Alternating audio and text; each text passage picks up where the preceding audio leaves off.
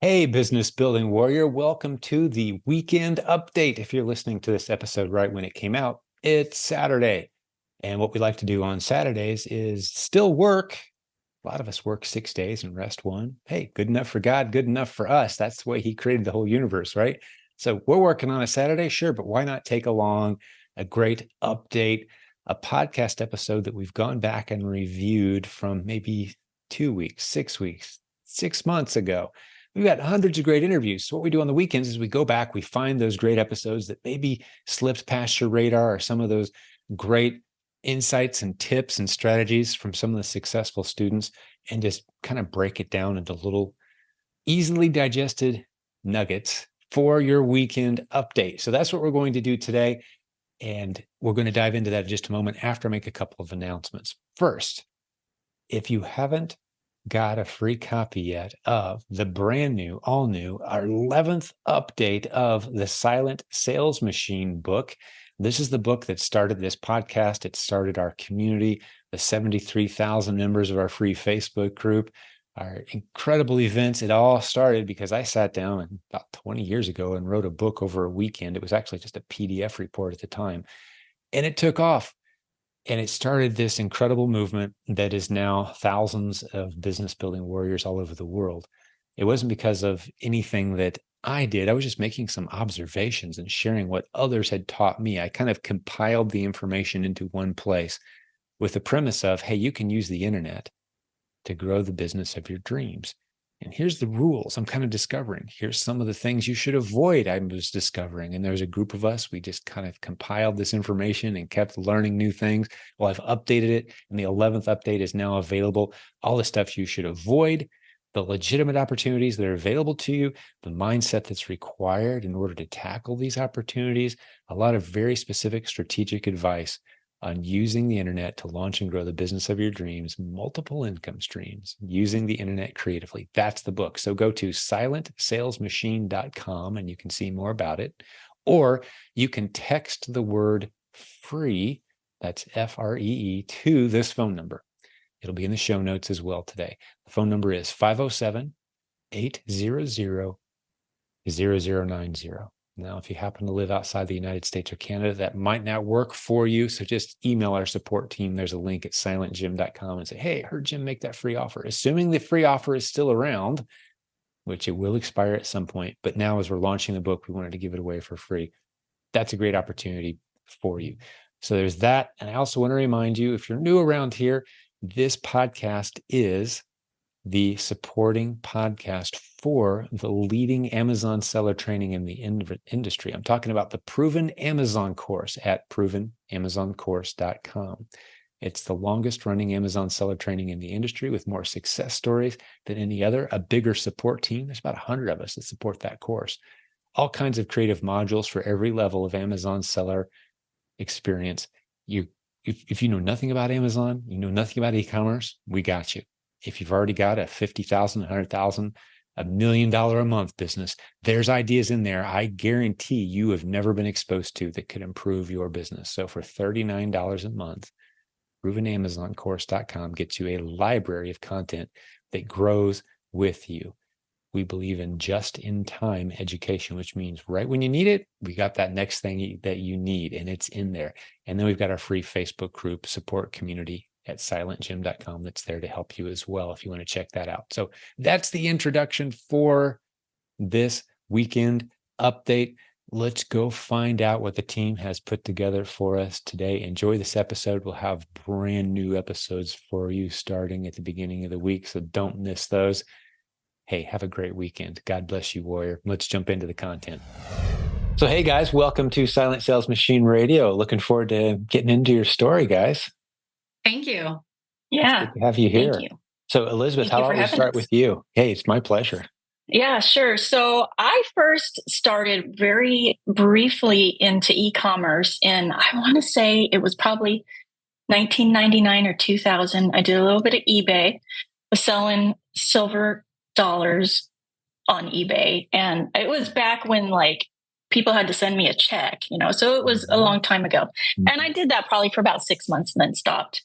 Okay. And then in 2020, the end of 2020, a friend of mine was selling used books. He was just starting to sell used books.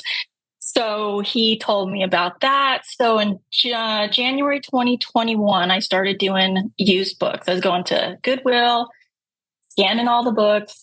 I was doing a 100 books a week challenge and just sending in as many books as I could. And then I think it was like around March or April, there was like a storage, like they were increasing the long-term storage fees or something like that at Amazon. I can't remember exactly. Mm-hmm. Yes. We were calling it like the storage apocalypse. And right. I was brand new, and it scared me because I'm like, I can't recall all these books. What am I going to do? So I started searching on the internet and I found RA. And so I was like, okay, so March 2021, I transitioned to RA.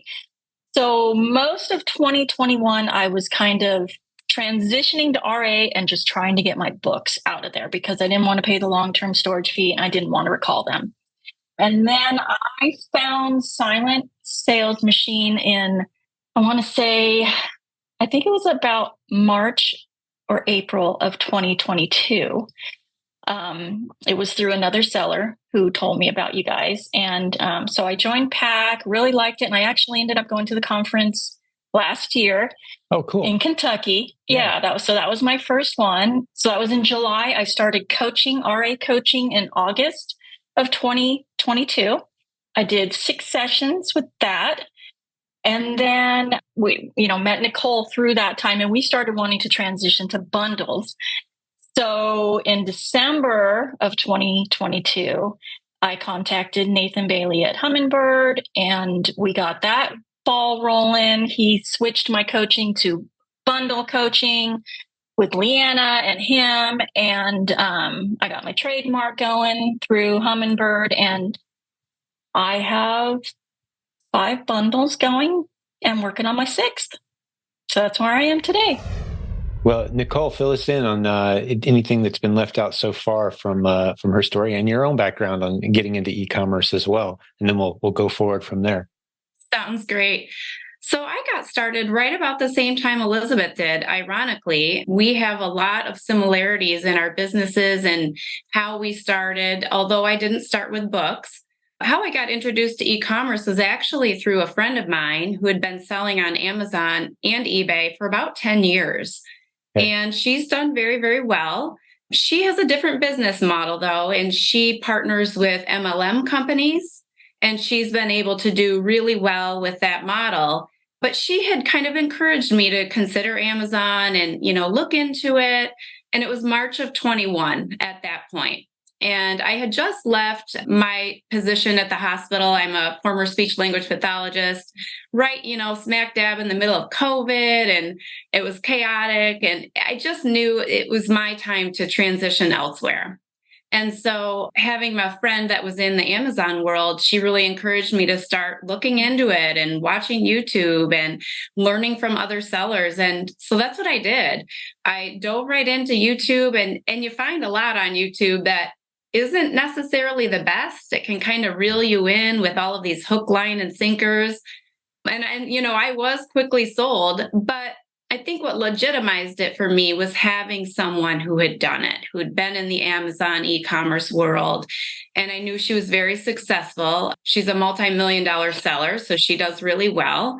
But I knew that wasn't going to be my model. So I started kind of learning about retail arbitrage. I knew that, going into stores and shopping, I love to shop.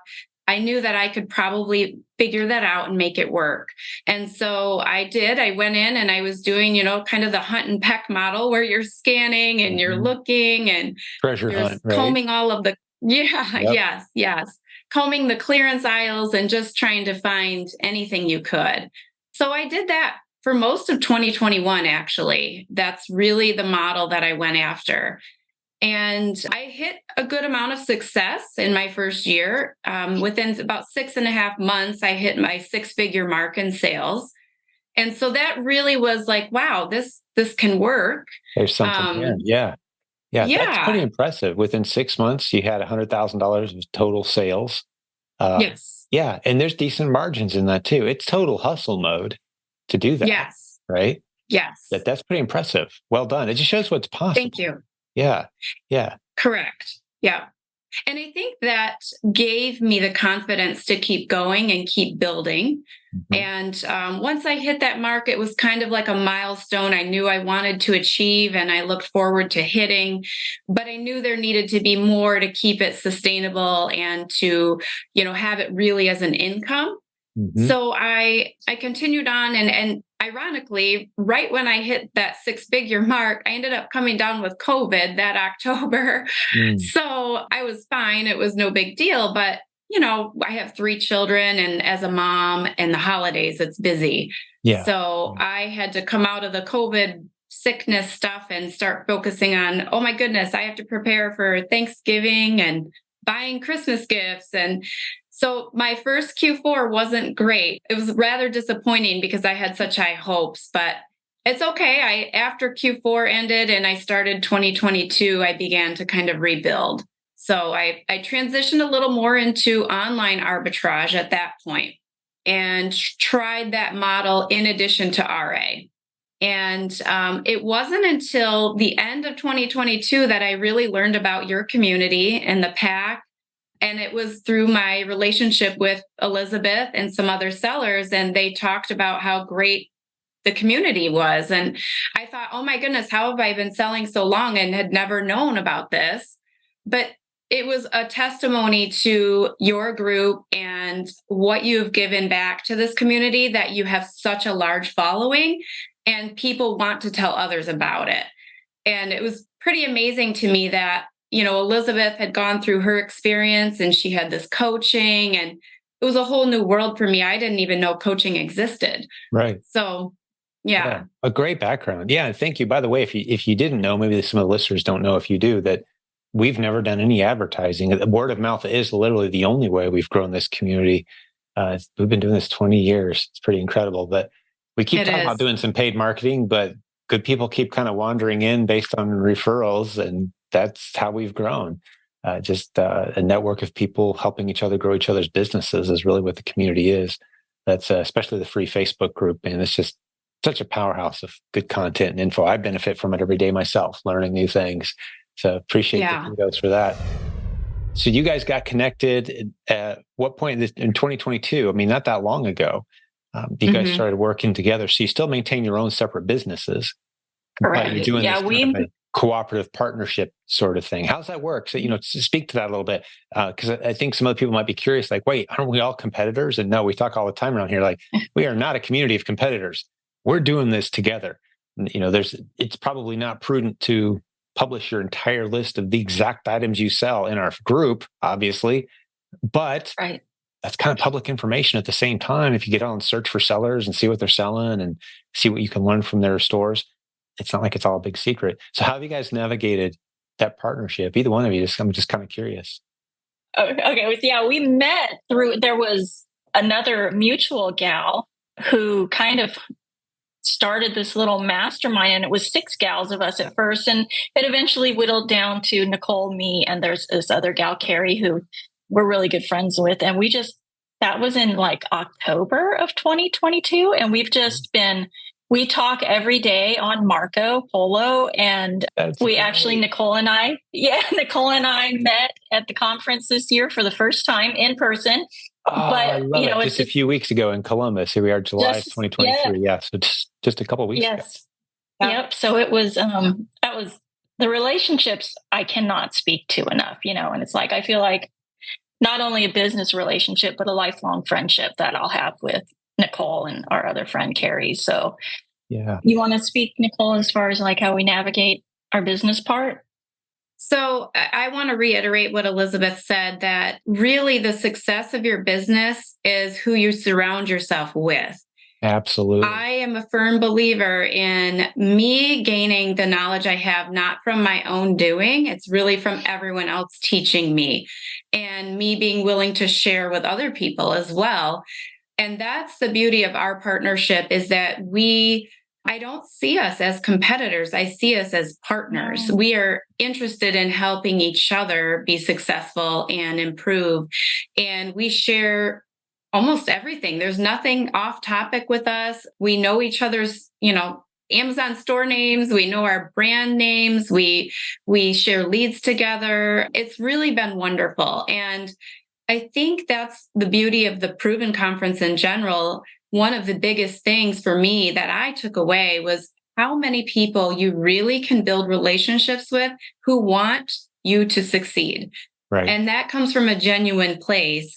And Elizabeth and I and Carrie, the three of us, that's our goal, is to help each other succeed. And we've navigated a couple of challenges along the way, because originally we thought we could partner, the three of us, and build one brand together with Nathan Bailey's help through Humminbird. But it ended up being better that we all brand registered separately, and it has worked out beautifully. So we're thankful that we can partner together and really help each other build our businesses further.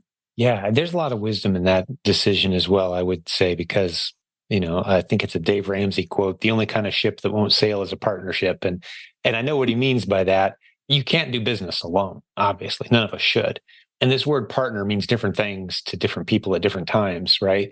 But just that camaraderie, tapping into the synergy of having other people that see what you're doing without having some legal document that forever binds you together, and that has to be someday, shredded because it just, something doesn't work out.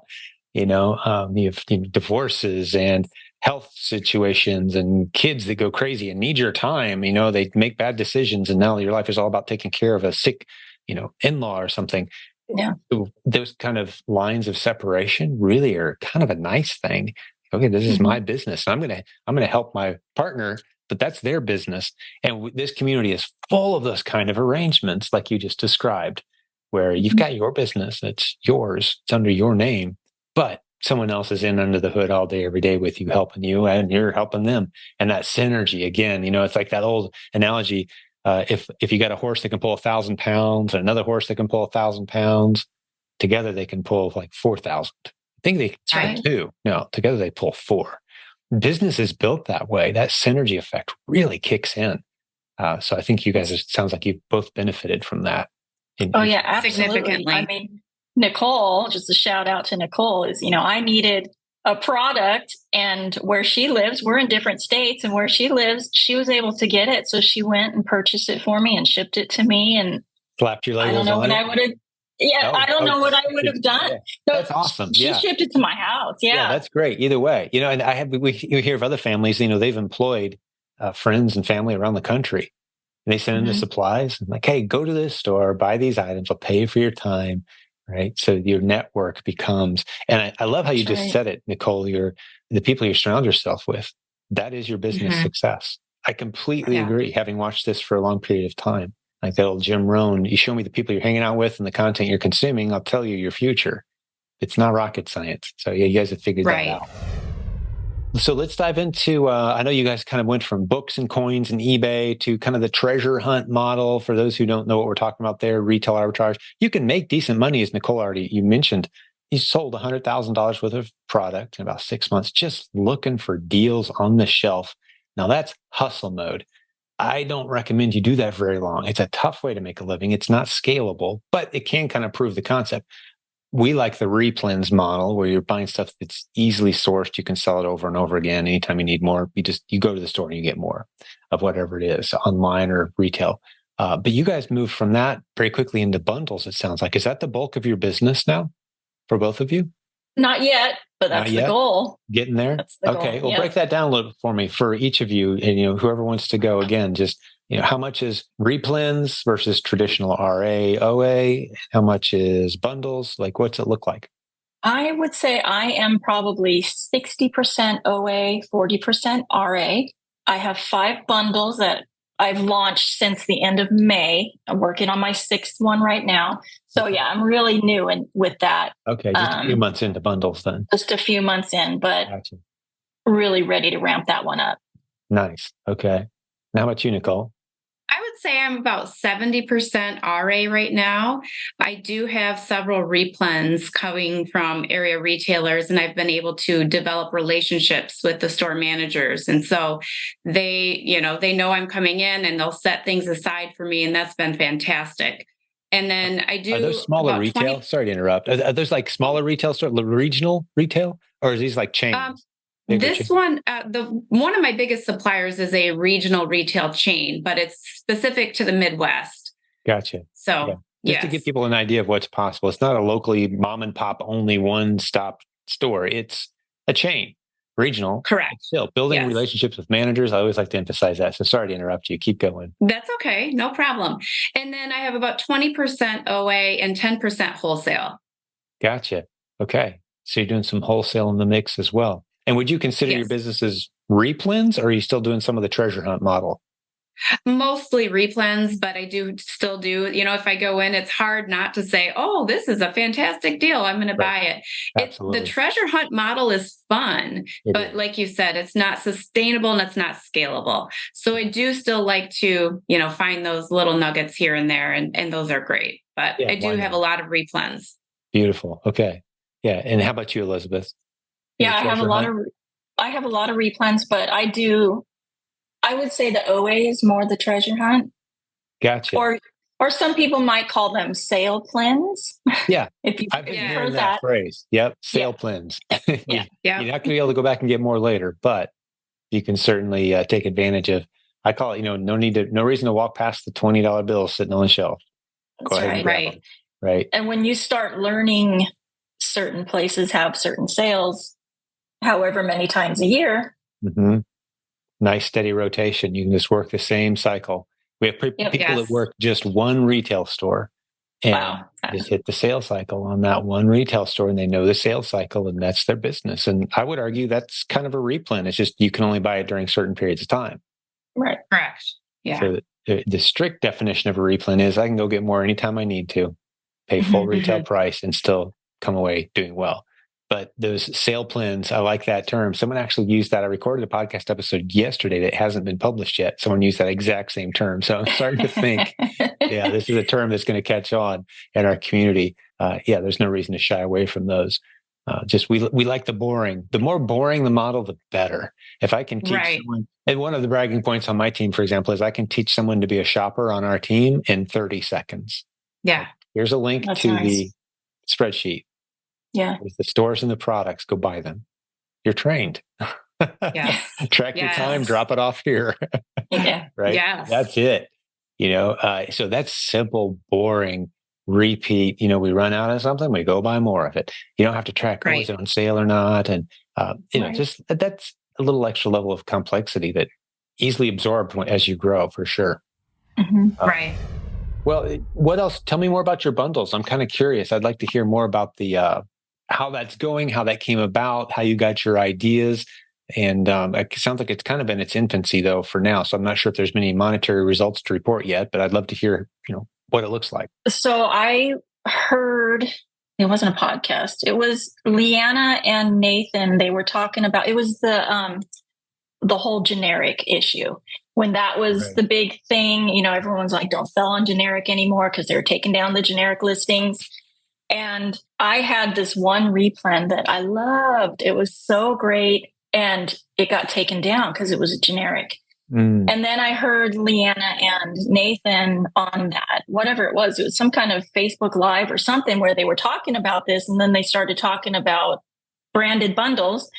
And I can't remember which one said, it was like, take that generic listing that has been taken down and make a bundle out of it. And I said, there's my first bundle. Absolutely. That's what I want to do. So I contacted Nathan at Humminbird and I got that rolling. And then I started talking to Leanna and told her my idea. And so she helped me figure out ideas with, a unique item and that kind of stuff. And it took a long time to get it to launch. It took a few months for me to get it to launch, but so it's in its infancy, and I have a good profit margin on it, and I'm getting some organic sales on it. And so, going to start learning about some other strategies, PPC and that kind of stuff. So throw a little advertising money at it, perhaps give it a little boost. But that's great. We had it. Yeah, we do have. There was I think it was probably that GTIN issue. Yes. G10, right? When everyone was freaking out. Oh no, Amazon's pulling down all the multi-packs. Well, if you pull down any of your good listings, make a bundle out of that. and get it back up there, and you'll be the only seller instead of one of a good number of sellers. We've had a lot of people take advantage of that.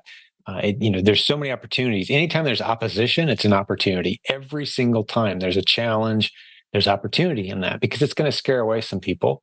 And those of us who kind of step back and go, wait, okay, the game just changed for all of us. How can we take advantage of these new rules? What new opportunity has been created here?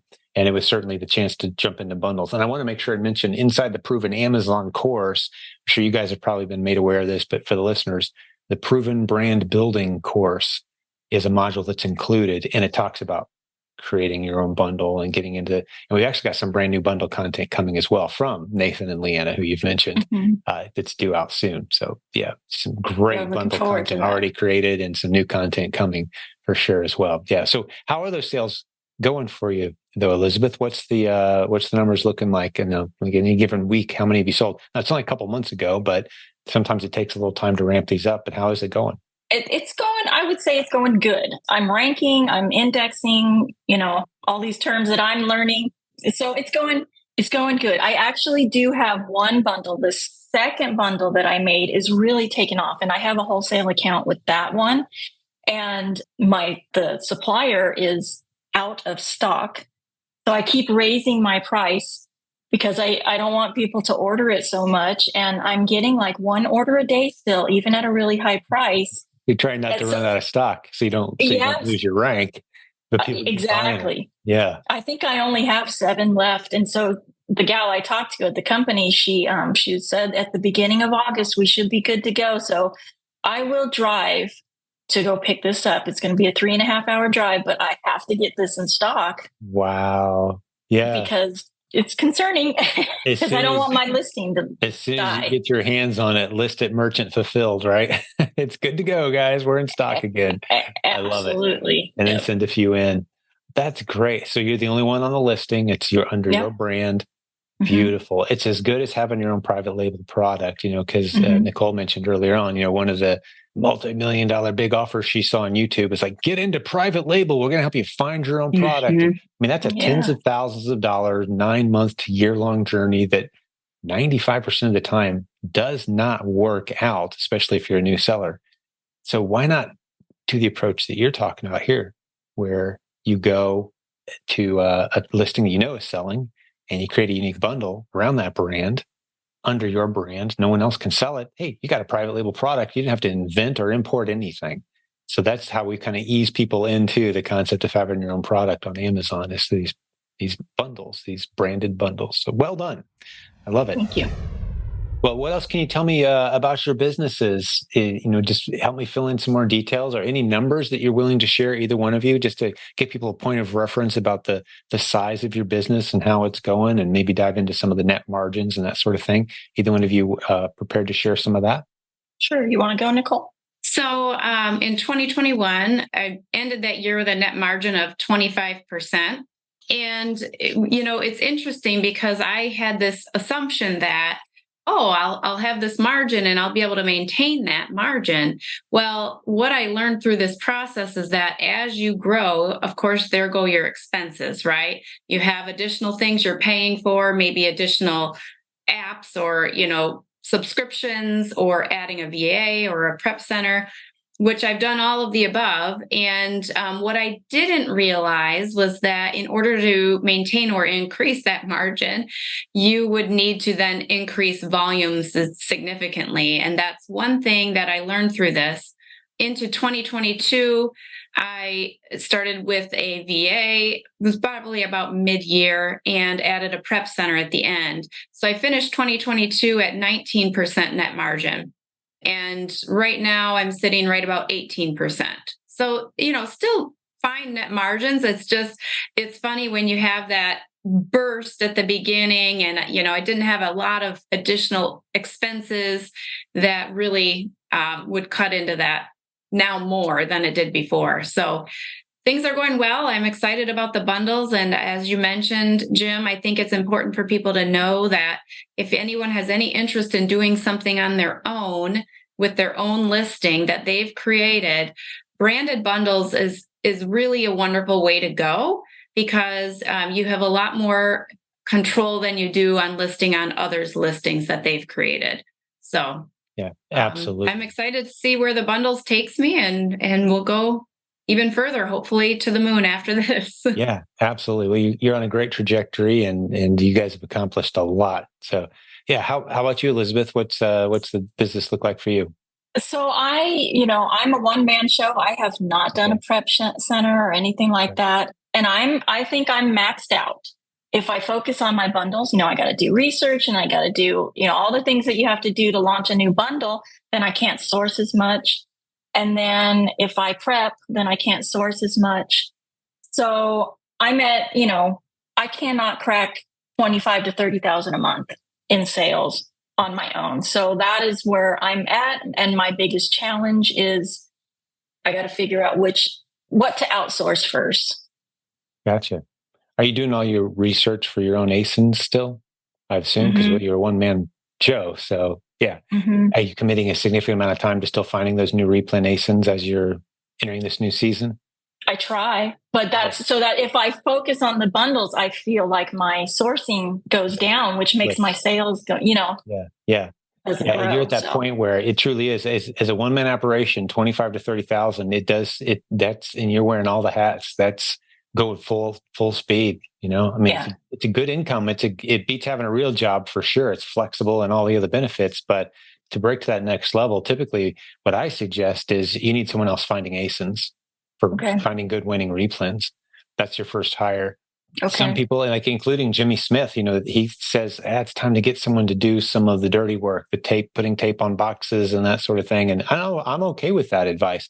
Just you don't want to eat so much into your margin, right? Like Nicole mentioned, as you start bringing people and tools to help automate your systems, that's expense. That's money out of your pocket. So I like to see that first hire be someone that's putting more money in your pocket. Now you've got some margin to play with without taking a hit in your total income. You got some extra income to spend on that person. They're kind of paying for themselves, if you will, right?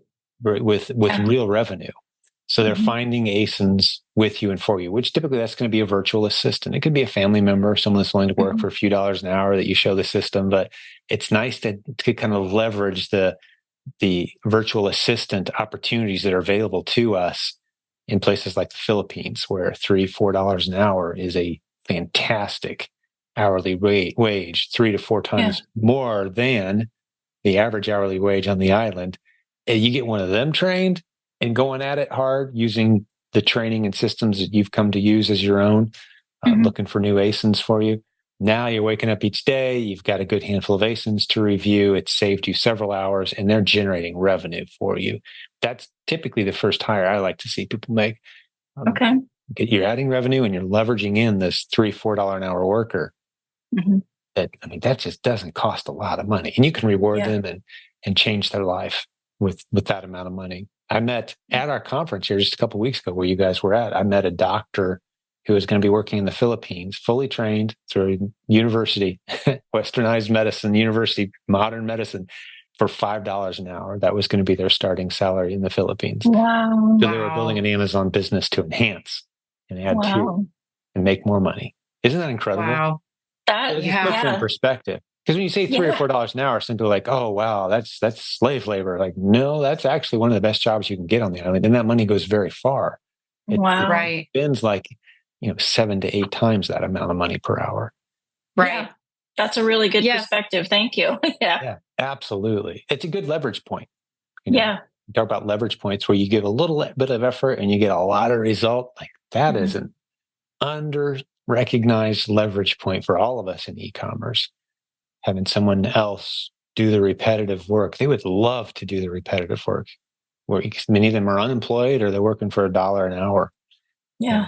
And highly, typically on the island, they speak English well. They're very well trained, very fluent. They love working for American-based companies. They love the U.S. dollar. It's a really good. It's a really good arrangement.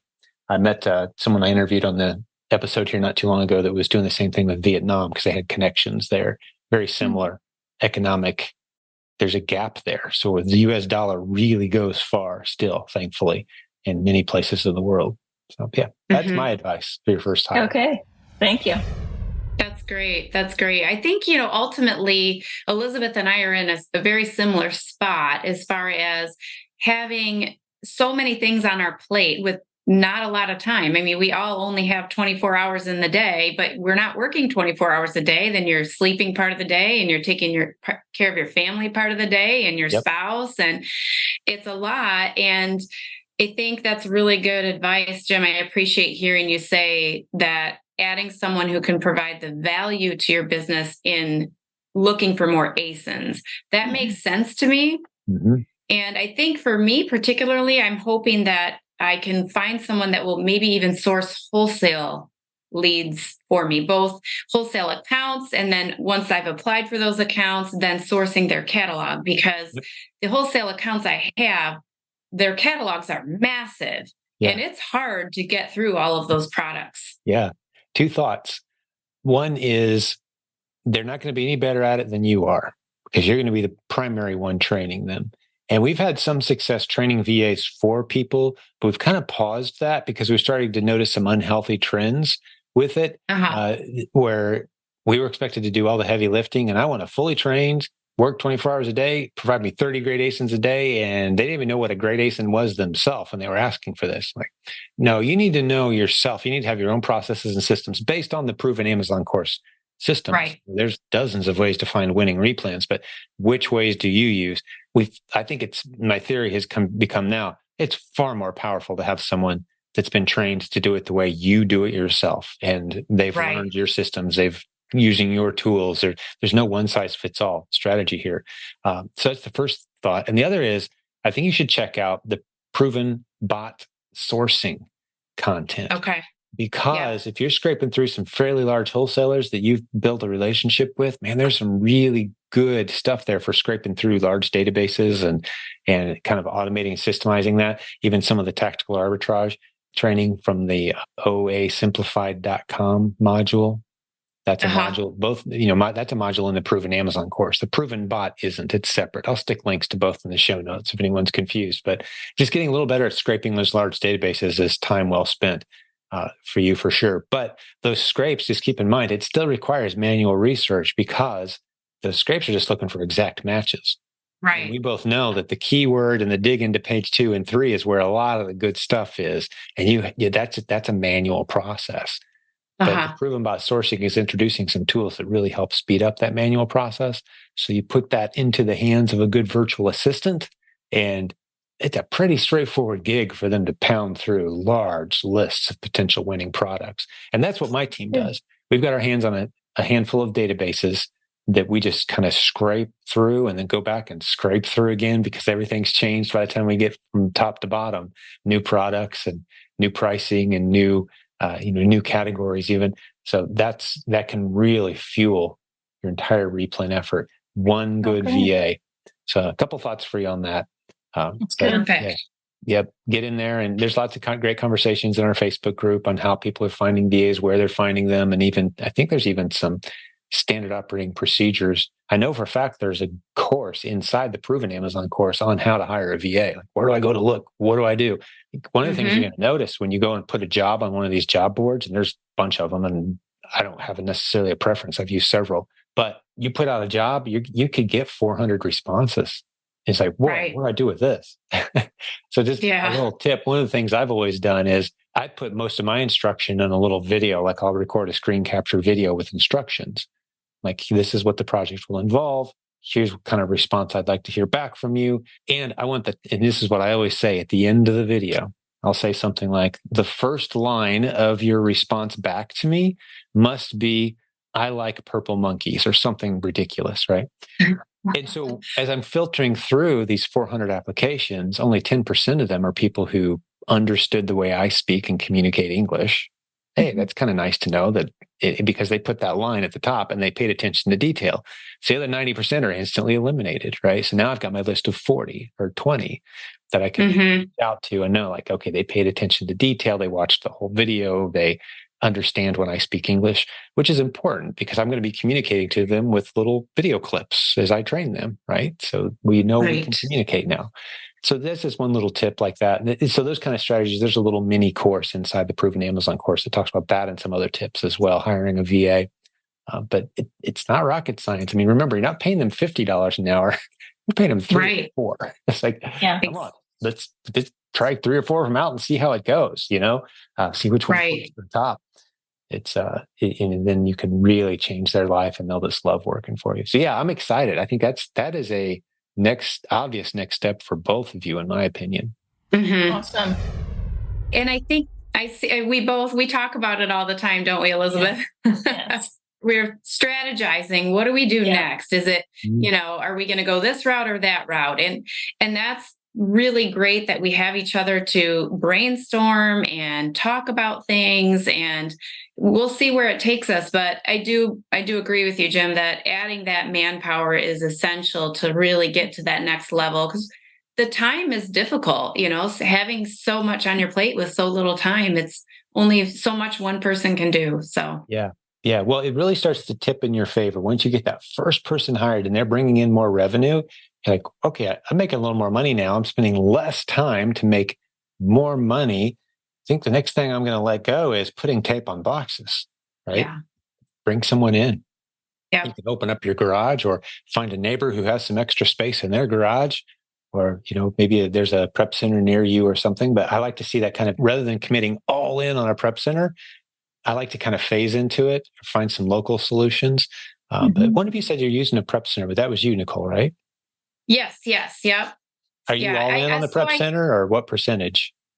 Well, so it's kind of ironic how it happened. I started with the prep center at the mid to end of 2022. And then when I started moving into more branded bundles, I saw my numbers and I was like, gosh, I really need to scale more than what I did to justify that added expense. So I kind of pulled back, and, right now my husband's doing a lot of the prep. And hopefully, when I'm ready to put the gas on again, I'll reinvest in that. But right now I'm seeing, with my branded bundles, a lot of my time at the beginning of 23 was trying to learn the bundles, understand brand registry, investigate which items I wanted to bundle. So I've seen a lot of videos with, different recommendations on whether you have a prep center or not. But right now I'm not quite justifying the expense just yet again. So sure, I understand fully. Yeah. And for a lot of people, it doesn't make sense. There's some very big players in our community doing hundreds of thousands of dollars a month, and they do their own prep, and they like it that way. They've run the numbers, and they'd rather have their own place with their own workers coming in, handling their product. Just makes more sense for them. Then we have other people that just swear by the hands-free. I don't want to need anything but my laptop. I own no lease on property. I've got no employees. I've outsourced everything. I just make sure that my inventory is profitable enough that I can justify the extra expenses of having prep center, have someone else doing the legwork, right? Right. So, just to each his own. But for both of you, you're trying to free up some of your time. So I think a lot of times that is the next step. It doesn't have to be a full prep center. It can be someone, like I said, coming to your house, picking up the supplies they need once a week and all the inventory, loading it up in their big van, some homeschool family, and like, hey, this is an extra couple $100 a week for us guys. Let's do this as a family. Like, those kind of arrangements are out there where you can just kind of offload it, and you do the math and like, wow, okay, I'm freeing up a lot of my time for $1 a unit. That makes sense. And so you pull the trigger. Now you've got more free time to work on your business instead of being buried in it constantly. Right. Which is, I think that's how you get from 30 to 60 a month or to 80 a month. You actually work less going from 30 to 60 a month, $1,000 in sales. The hardest work you'll ever do is the 0 to 5,000. Oh yeah. That's that. You've got your systems, and you're like, well, okay, if I put in more time, I make more money. And you put in as much time as you can, and you kind of start to cap out around 30 or so. Like, well, I can't work any harder. What do I got to do? Well, you add more people in. You're not working anywhere near as hard, and you're making more money. It's the power of synergy and team, and freeing up your time to be more creative. Get into try to snap on new streams of income to what's already established. So that's the path you guys are on. I love that you're doing it together as well. That's so great. Well, what other topics do you guys have? Is anything come to mind? Anything else we could dive into that you think might be relevant for the listeners, or maybe more of your story? I would just say, if I could give some tips on anything, I started to kind of go down that path when discussing the prep center. The biggest thing I would recommend anybody does, and this is just from my experience, it doesn't necessarily mean it's everyone's experience, is when you're ready for that prep center, be ready to also then increase volume at the same time. Yeah. And the reason I say that is because you're parting with that extra profit. But if you don't increase the volume, you're either staying steady or you're going down, obviously, in your profit. Right. So that's the mistake that I made. I went in with the prep center and it was great. And I was still profitable in my business, but I didn't amp up the volume to compensate for that. Mm-hmm. And so be ready to increase your volume significantly once you have your prep center on board. And Nicole, that illustrates beautifully the reason the classic advice I give to people when they say, okay, what's the first person I should hire? Well, you kind of hired a prep center. Like you felt the sting of that drop in revenue and net margin, basically. That's why I say, okay, the first hire, let's make it one of the harder hires you're going to make, but it's going to bring more revenue instead of taking revenue out. And now if you can get that first one right, and you can even do it again. Once you've hired one VA, hey, why not hire another one? Yeah, let's get to. I interviewed a guy last week. He's got 35 virtual assistants. Oh, wow. Like, wow, this is great. Every time I hire a VA to find more winning inventory, I make more money. So let's just keep hiring more VAs to help me. And now they're running his whole system as well. So he's got a team. That's the guy using the Vietnam virtual assistants. That episode will be out soon. But 35 virtual assistants. That's incredible. He's making a few dollars per hour, running literally every aspect of his business, including managing his teams of VAs, right? He's just been very systematic about it because, again, he recognized that lever point. Like, wow, I can get I can duplicate myself, basically, in this little part of my business for a few dollars per hour. Why not just go all in? And he did. It's going really well. Right. So that's amazing. But you start with the people who are generating more revenue, not with the people who need a little of your revenue to keep your operation running, to free up your time. That's right. Just make those hard hires first, I guess. This is a good way to say it. The people you got to really train and make sure they're bringing in as Dave Ramsey says, and that's where I heard this saying the first, who should I hire first in my business? He gives this advice to all businesses. When you first start, you're wearing all the hats. At one point, you're like, I got no more time. This thing is not going to grow. Right. I am tapped out. Who do I go hire first? Do I go hire someone to sweep the floors, to clean up after me, to do the stuff I don't like doing, the stuff that's not in my gift set, the stuff that my personality just doesn't enjoy? Or do you go hire somebody that can make more money for your company? That's who you go hire. You go hire a sales rep. You go hire somebody to find more ASINs in our business, right? Right. That's good. Yeah. So right. I love that we re-emphasized that. I think that's really going to help some people that we hit that so hard today. Yeah. Yeah. I hope so. Because that's really, where I feel like I can give the most value is discussing things that maybe didn't go so well for me, but somebody else can learn from. Mm-hmm. I'm not afraid to talk about that and give advice. And I would also say, don't be afraid to pivot. If you get too comfortable in one business model, you might not be able to achieve all that is ahead of you. So, if you're stuck in RA, don't be afraid to try and dabble in some other things to expand your business. So pivoting for me to branded bundles was the best move. And I look forward to seeing where it goes from here, but just don't be afraid to pivot and try other models as well. Absolutely. Good advice. Yep. A lot of opportunity out there. Well, what about you, Elizabeth? Any tips or any other topics that you wanted to jump into? I would just say, along with that pivoting and growing up because you guys have like that little pyramid, maybe just don't let go of what was below. As I go into branded bundles, I don't think I'm going to let go of my replens and that kind of stuff. Yeah. So there's actually some classic marketing advice that the first time I heard this story, it changed the way I think about business and especially e-commerce. And basically the question was, I think it was a Dan Kennedy.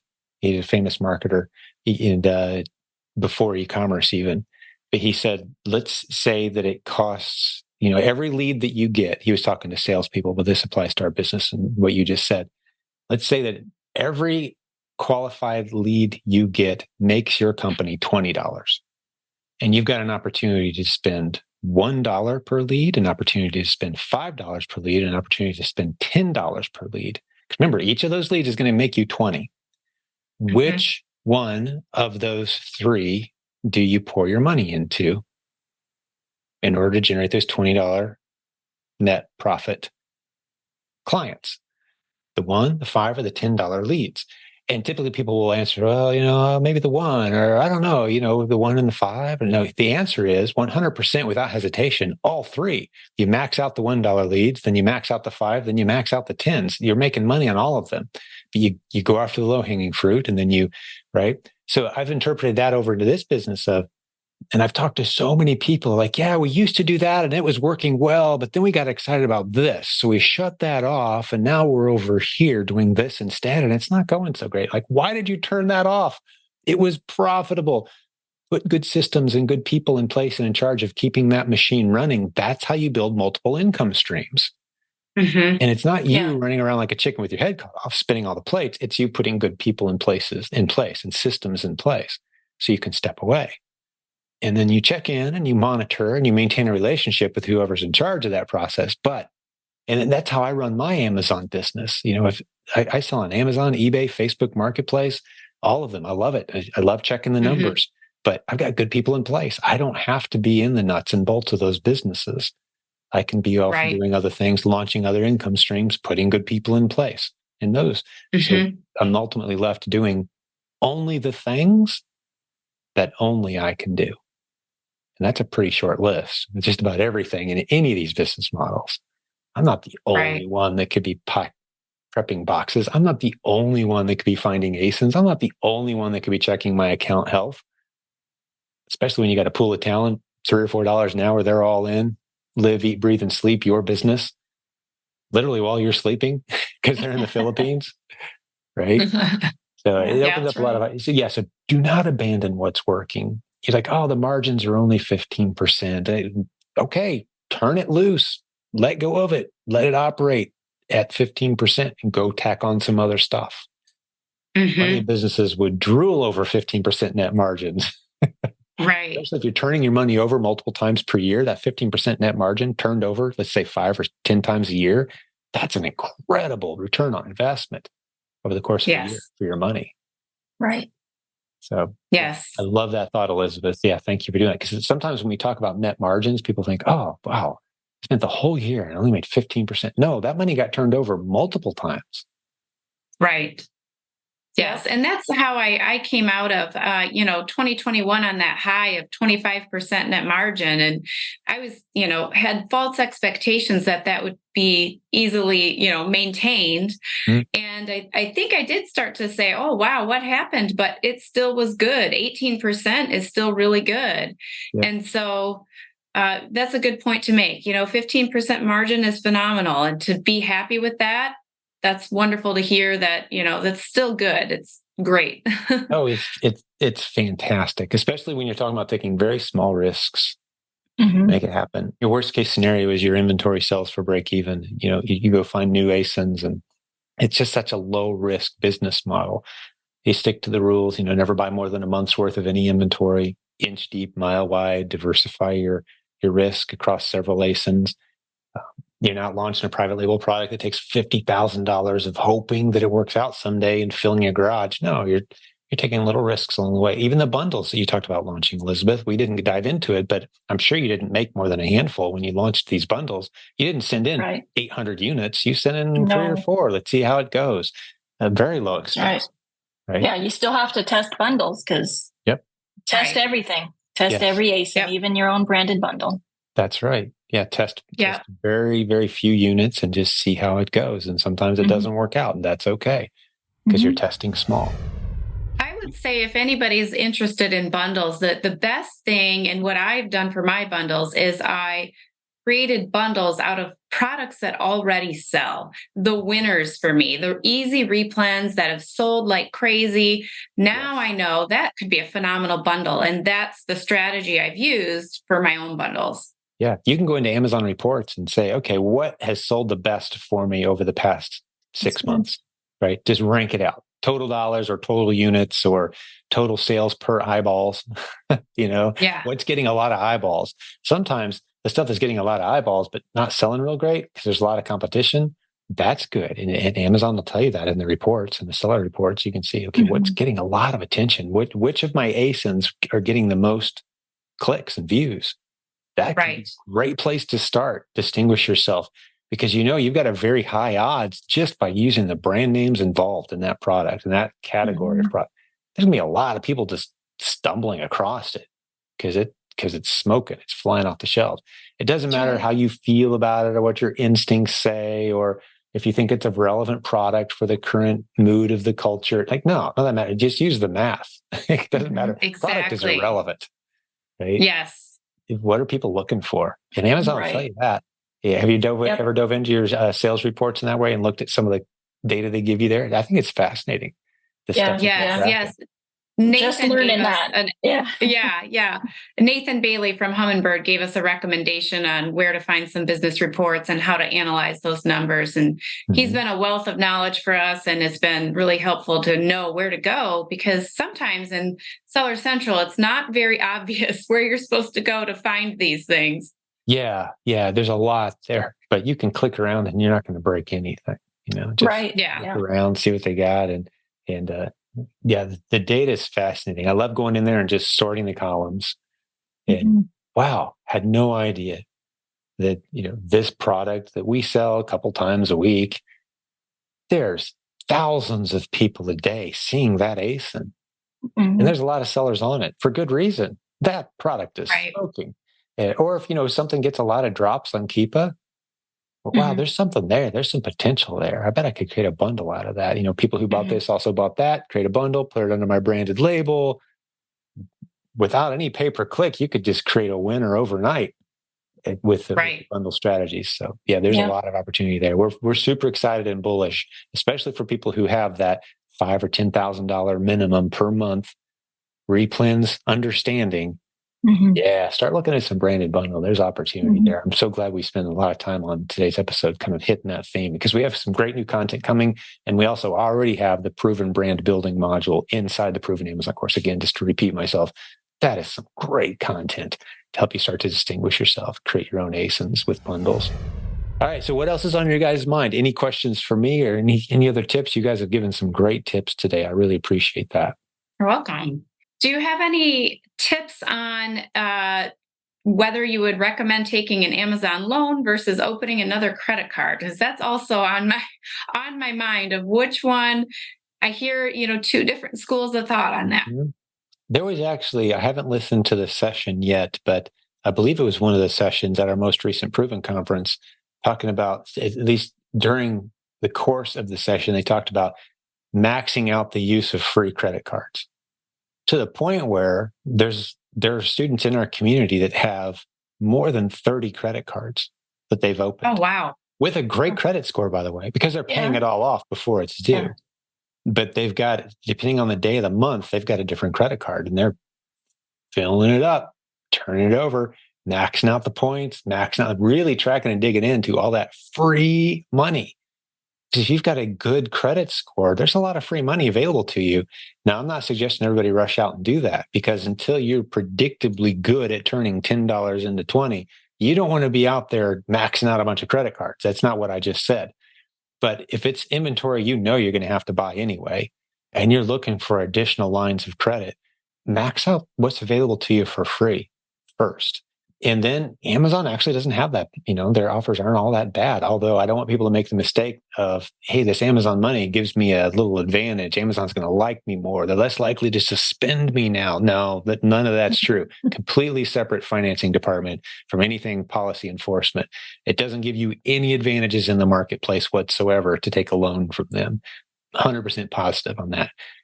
So now they're competing with great organizations like AccrueMe or Seven Figure Funding, some of the great sponsors of our show. There's all kinds of creative ways to find money out there. If you're good at turning $10 bills into $15 or $20, hey, you're going to have people that want to give you money. But I do like to see people use the free resources that are available to them first. The 6-month no interest credit card offer, right? And then once that's done and they tack on that 21% interest rate, we're done with that one. Don't want to risk that. cut it in half, sign up for some others.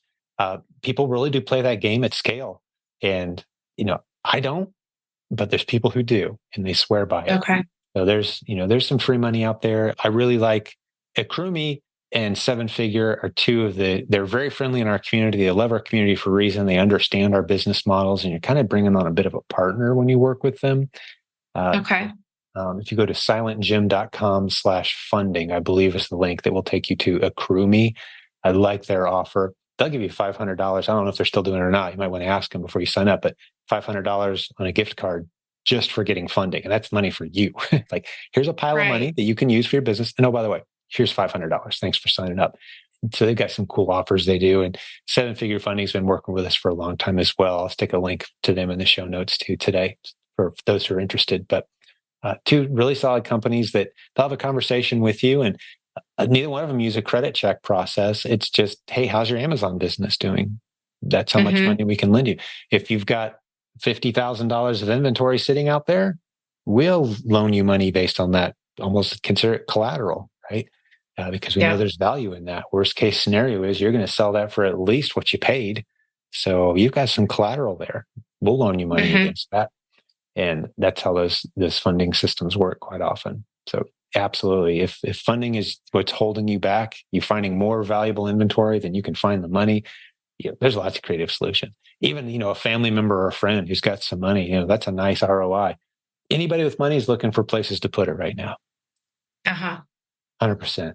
Especially there's never been as much money in circulation. It's kind of scary, actually. 80%, I think something like 70-80% of the money in circulation right now in the United States was printed in the last 2 to 3 years. Wow. Which is that's frightening. crazy. There's a lot of money out there. It's hard to find places to put it to work. So if you've got a system that can put that money to work, there's no shortage of people ready to slide you some funds in hopes of sharing in some of the benefit. Okay, great advice. Thank you.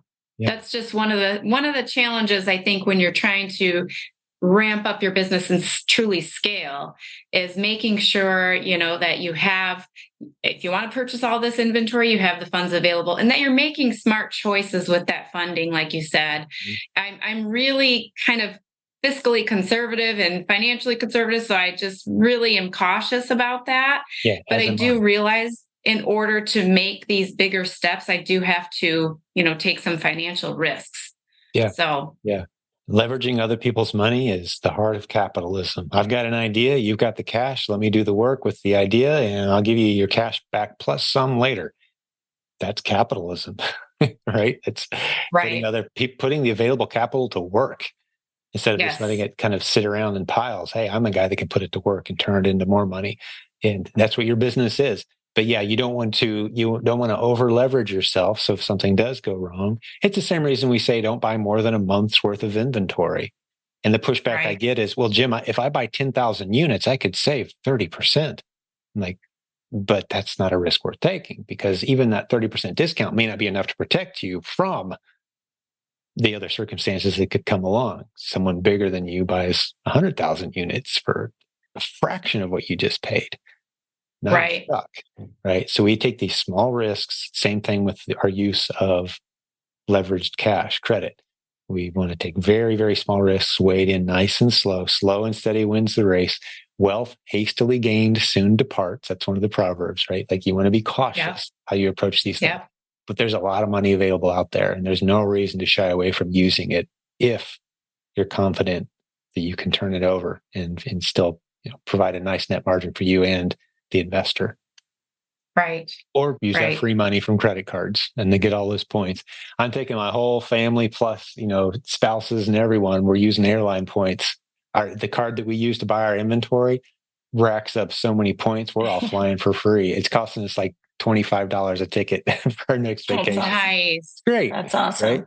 So if I just paid cash, I'd be paying out of pocket, $7,000-$8,000 to get us all where we're going. Like, no, free airline miles.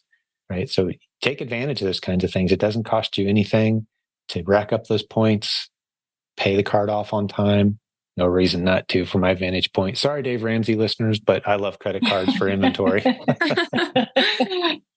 That makes sense. I mean, there's certainly a lot of benefits to having them. So, Yeah, that's something to look into. I do have to do my research on those credit cards though and figure out which is the best. So that's the first step. But There's looking plenty of into it good through me is information in the group. If you just type in that search, go to the Facebook group, silentjim.com, click on the Facebook group. I know you guys know this, but for the listeners, jump in, 73,000 of us. The topic of credit cards comes up frequently, and there's some really good ones. And a lot of people just kind of bounce from one to the next. Hey, if you use our card for 3 months and you buy at least $10,000, we'll give you $1,000. It's like, all right, I can do that in a week. Rack it up, pay it off, wait, the money rolls in, So take advantage of the special offers. If you keep your credit decent, man, the offers, the free money out there. I mean, really, free money is not an exaggeration. They'll loan you money at 0 interest. It's just everywhere. It's pretty incredible. Yeah. So proceed with caution, but absolutely pay it off on time, because that for sure, smoked fast on some of these. Yeah. Yes. Yes, exactly. Yes. Yep. I definitely don't want to have any interest accumulating on my cards, for sure. It kind of takes you out of the game with your profit. It absolutely does. Yeah. So you proceed with caution. Yeah. I don't want anyone to interpret what we said today as like, hey, go buy as many credit cards as you can, sign up for them, and max them all out with inventory. That is not what we said today, to be clear. Right. Exactly.